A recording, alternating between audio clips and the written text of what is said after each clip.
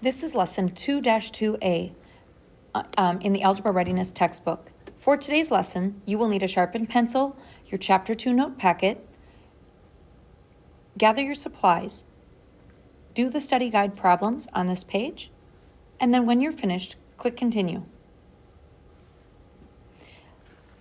All right, the first problem from yesterday's lesson is name the property shown 2 times 1 equals 2. Well, the first thing that I notice is that my answer is identical to my first number. So this 2 is identical to my first number. That indicates to me the identity property. So the identity property, think identical answer. Oops. And always name the operation that's being used, so identity property of multiplication. The next one, name the property shown. 8 times 5 in parentheses times 10 equals 8 times 5 times 10, and 5 and 10 are in parentheses. Notice when I was reading them, the 8, the 5, the 10 are in the same location on both sides of the equal sign. So what is different between the left side and the right? Well, the only thing that's different is what's inside the parentheses. What's inside the parentheses or the grouping symbol has changed. So that indicates to me the associative property of multiplication. So the associative property changes grouping. You need to memorize that. Now the next one, 6 plus 5 equals 5 plus 6. In this one, what has changed is the order of the numbers. The commutative property is the property that allows you to change the order of the numbers and get the same answer. Changes number order. So make sure you write that down in your notes if you've forgotten. The next problem. Show how to use mental math to solve the expression 15 plus 39 minus 5. Well, when I'm looking at this, I see that it says minus 5 there. Well, I immediately, after chapter 1, change my subtraction to adding the opposite, 15 plus 39 plus negative 5. Now, I know that if I can rearrange my numbers so that I get a multiple of 10, that will make my mental math a lot easier to do.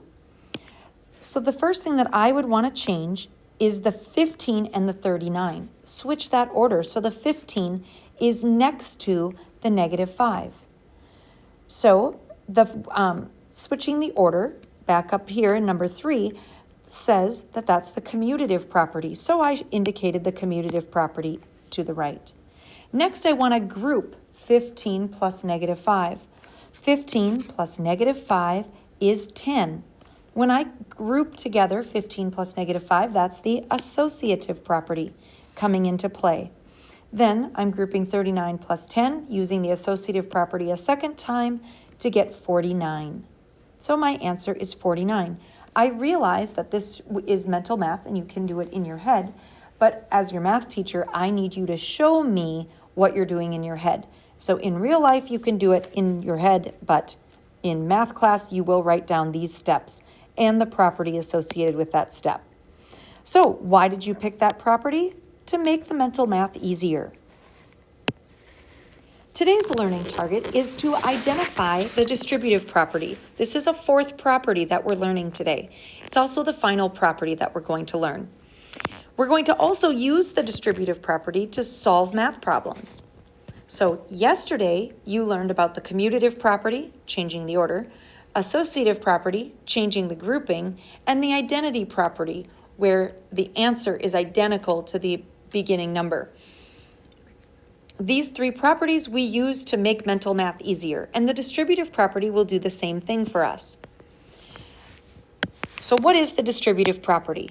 The distributive property means to break apart or share a part of something. So here's our first example, 20 times 102. Now, most of us cannot do 20 times 102 in our head, but it can be solved using mental math if we break apart or rename the 102 as 100 plus 2. So I want you to think about it as 20 times 100 plus 2. Do you see that this and this are the same thing? Just look at it a little bit. Get to the point where you see that that means the same thing. 100 plus 2 is 102, and it's all being multiplied by 20.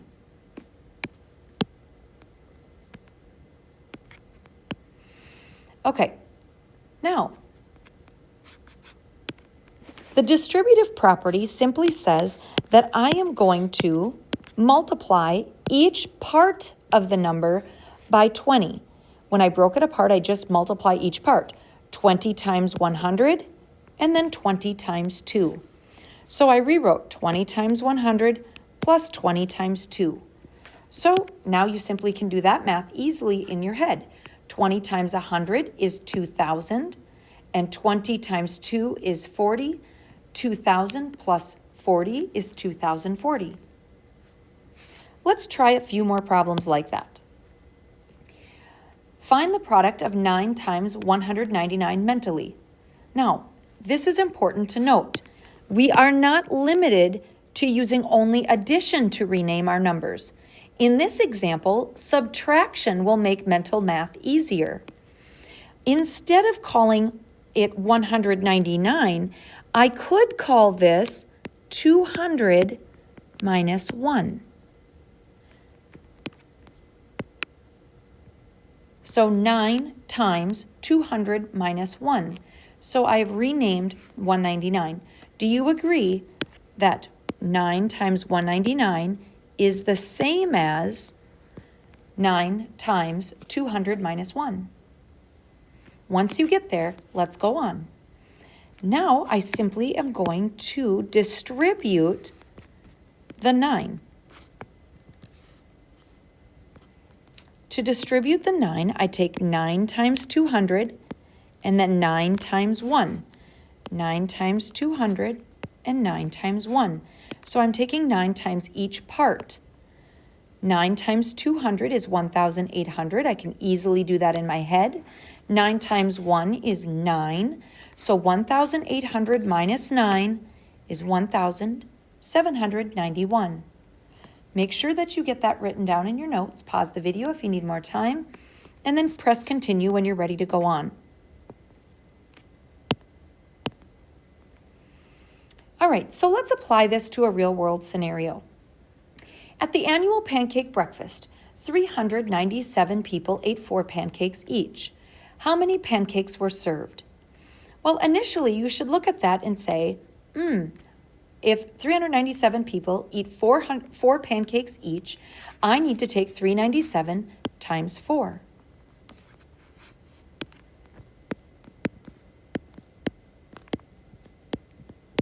Now, 4 times 397 is not easy to do in our head using mental math. Could I rename 397 as something else so that it would be easier to multiply in my head? Think about that. I choose to rename 397 as 400 minus 3. 400 minus 3 is 397. Now I can do the distributive property, 4 times 400 and 4 times 3 in my head. 4 times 400 is 1,600. 4 times 3 is 12. 1,600 minus 12 is 1,588 pancakes. That is much less painful than taking 4 times 397 in our head. Okay, let's try another one. Your club sold calendars for $7 each. Club members sold 204 calendars in all. How much money did they raise?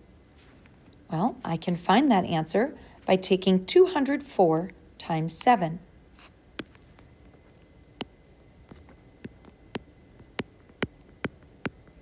Now, to take 7 times 204 in my head is not that easy to do. So what should I do? I could break apart or rename 204. What could I rename that as? How about 200 plus 4? Now I'm going to use the distributive property. I will take 7 times 200 and then 7 times 4. 7 times 200 is 1,400, and 7 times 4 is 28. 1,400 plus 28 is 1,428 calendars. Hopefully you're getting the hang of this. Please try these 3 problems. Try these 3. Pause the video and then come on back as soon as you've given these 3 a try. Please ignore this last one that I put an X through. Okay, this first one, you should, if I were you, I would have renamed 102. I would rename that to be 20 times 100 plus 2. Then I would distribute and take 20 times 100 plus 20 times 2. 20 times 100 is 2,000. 20 times 2 is 40. My answer, 2,040. In a similar fashion, I would rename 204 to be 7 times 200 plus 4. Then I could distribute the 7 by multiplying each part by 7, and I get 7 times 200 plus 7 times 4. 7 times 200 is 1,400. 7 times 4 is 28. And so my answer is 1,428. And the last one. The last one, I would rename 397, this time using subtraction because it's pretty close to 400. I would say 4 times 400 minus 3. And then I would distribute 4 times 400 and 4 times 3. 4 times 400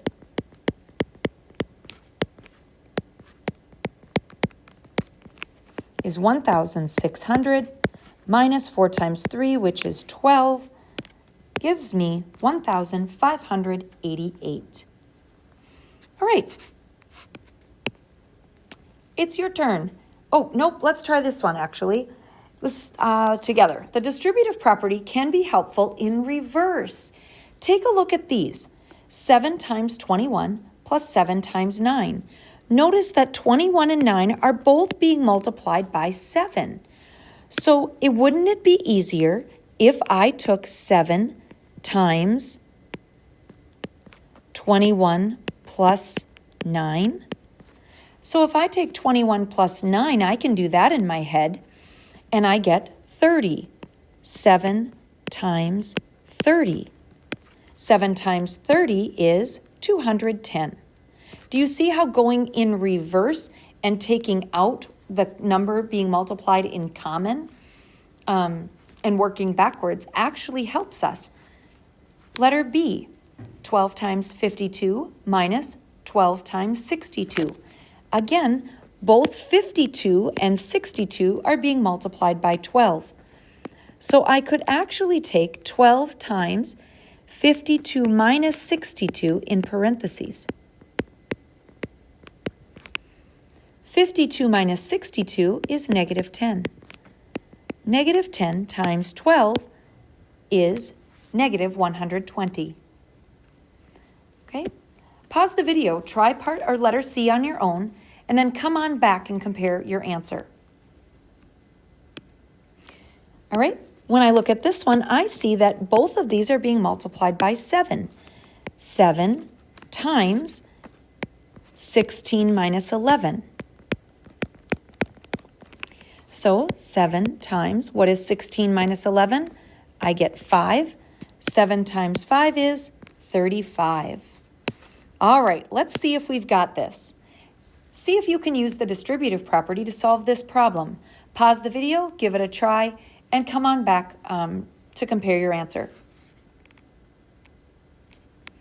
All right, in solving this one, I see that both 15 and 5 are being multiplied by 8. So I'm going to take the 8 and set that outside. Then in parentheses, I'm going to combine 15 minus 5. 15 minus 5 is 10. So really I'm taking 8 times 10, and that leaves me with 80.